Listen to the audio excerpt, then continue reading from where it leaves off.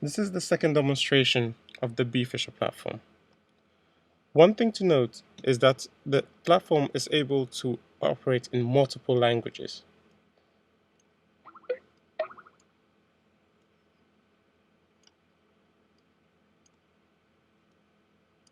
And it can also handle exotic fonts like Hebrew, Thai, Arabic, and simplified Chinese.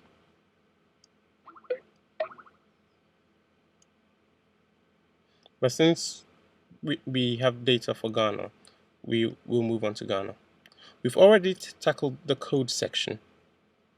The next section to tackle is the map section.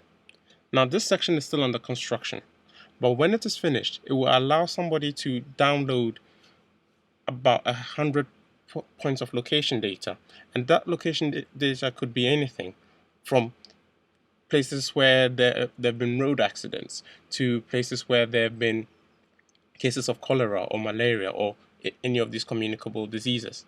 And we'll have tools to help them pinpoint the locus of these things. But as I said, this is still under construction. Now, this is something that we came up with very quickly. Now, the software is now accessing a Twitter feed, which can be used to communicate anything from food prices of commodities,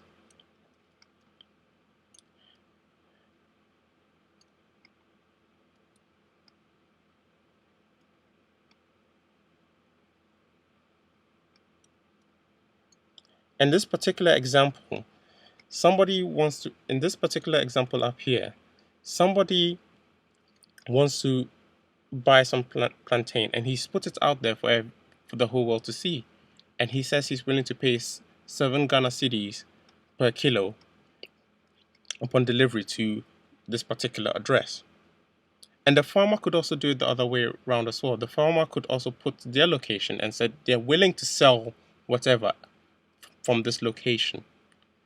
And so with the 2 bits of geographical information and temporal information, a farmer cannot be cheated out of funds or after his hard work, because he can find out the prices that other people all over the country are willing to pay for what he has, including the price at the port and perhaps even the international market.